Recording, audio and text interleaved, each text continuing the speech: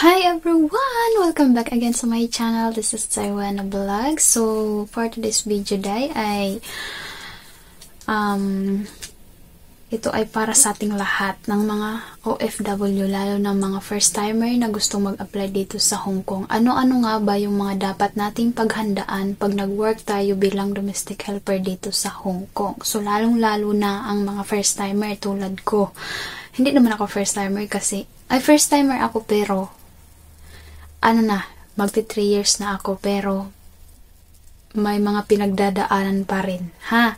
So, ito may mga last previews ko about ngayon napagalitan ako. May mga comment na sabi ng isa kong subscriber, nangangamoy terminate na daw. Oh my God! Yan din ang naiisip ko kaya ito, naisip kong video na to para din makapagbigay ng idea o tips sa mga baguhan na gusto mag-apply dito o nagbo-work na dito sa Hong Kong. At meron nga din akong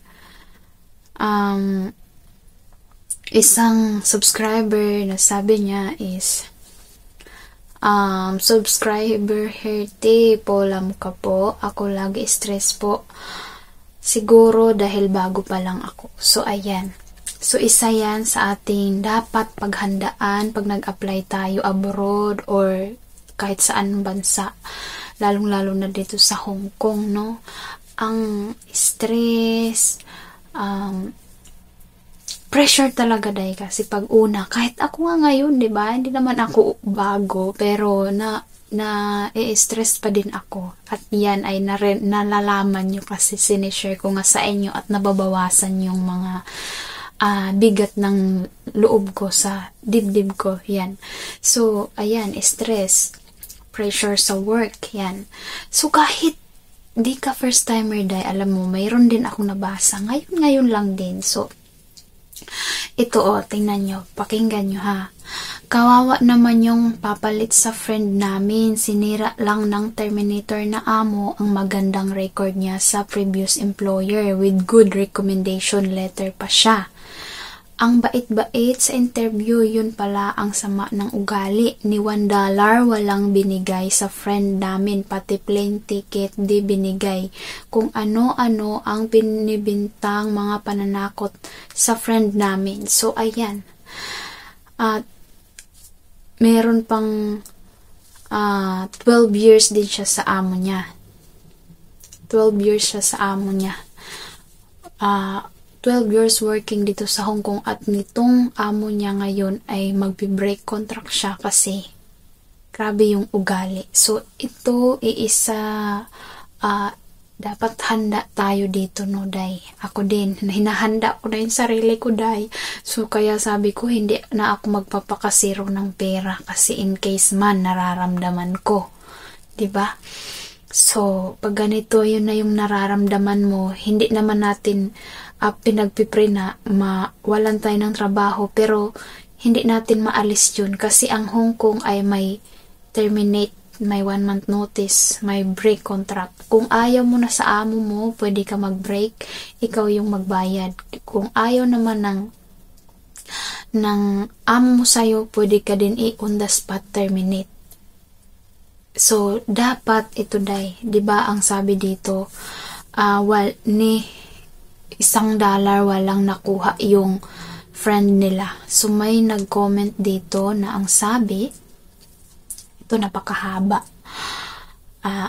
Sabi, pag terminate po on the spot, call police, huwag matakot, lalo na di binigay ng amo ang dapat na babayaran.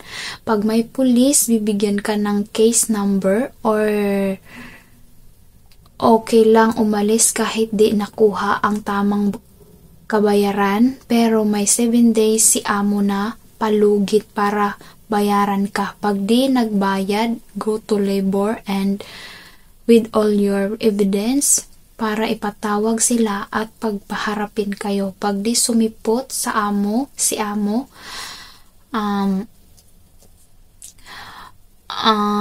din court. Pag alam mong tama ka, take that employer to court. Bibigyan ka ng visa ng immigration. Sasabihin mo lang, pag tinanong bakit mag-extension kasi kamo may court case. Makaka-process ka din ng new contract kahit merong ongoing case. Don't let bad employers get away from doing bad things. So, ayan. So, ano ba dapat ang makukuha natin pag on the spot terminate tayo? One-way ticket pabalik.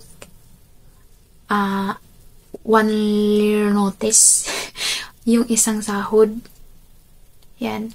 So, then 100 na travel allowance. So, sila, pag tayo naman nag-break day, tayo ang magbabayad sa kanila ng 1 month salary natin. Pagbaliktad naman pag sila ang umayaw sa atin. So, tayo kung ganito ang sitwasyon natin, no? Dapat ready talaga tayo, day. Kaya ako hinahanda ko na yung sarili ko, day. Ayan o, ito. Meron pa isa. 12 years old, finish ngayon. Stress, depressed ako this moment. Is parang nervyos. Paglapit si boss babae, grabe sigaw. Thanks po admin and readers dati. Basa lang ako now this 2023. Wow, Lord, guys ko pero ang body ko shaking. How I wish Lunes na. Diba? So, ito pa. Ako naman dito hirap pero baba ako December 5 na yung amo ayaw ko i-terminate. Sila sumira good record ko. No food at panay sigaw. Stress match.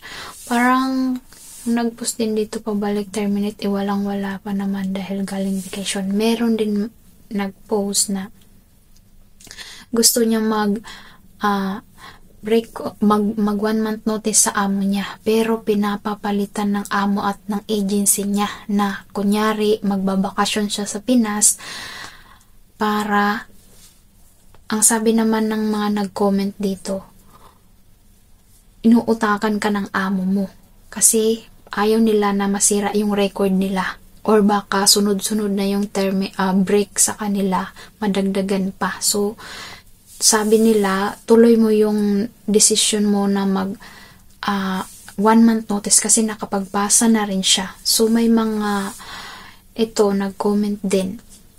Motto ko na lang sa ganitong sitwasyon, if ginawa natin yung party natin, still no luck pa rin din. It's meant to be. Yun nga ang sinasabi ko.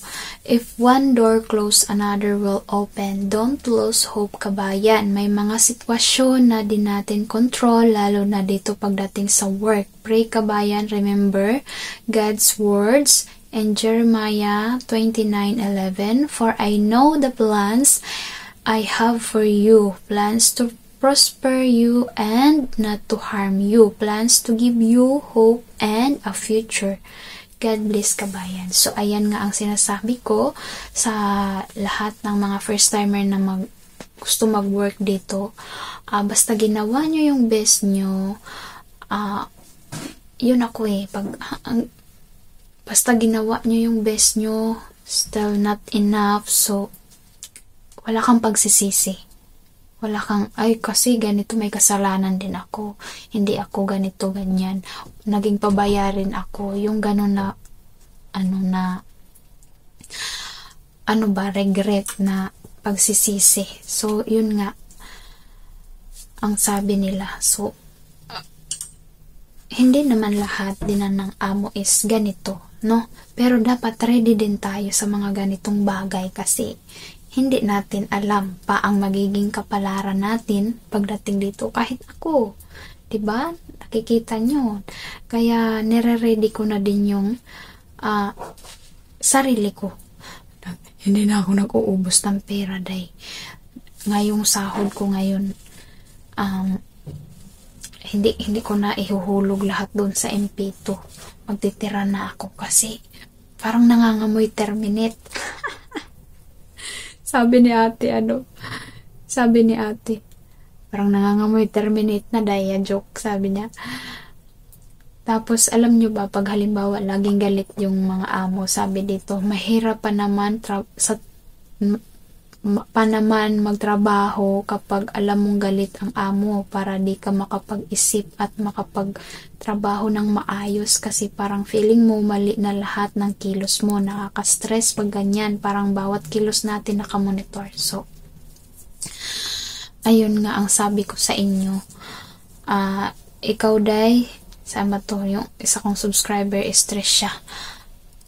Normal lang yan, Day. Normal lang yan. Hindi talaga nawawala yan, Day. Lalo na pagbaguhan pa, Day. Kaya ako din, takot din ako maghanap pa ng panibagong amo kasi mag-start na naman ako sa una. So, parang ayoko muna bumalik sa ganong feeling, 'di ba? Nakaka-stress kaya. Nervyosa din ako, Day. Alam mo yun, yung bantay sarado ko din yung galaw ko na baka magkamali ako, baka magalit sila sa akin. Lalo akong nakakabasag, lalo akong nagkakamali. Yun ang ko, naninervyos din ako.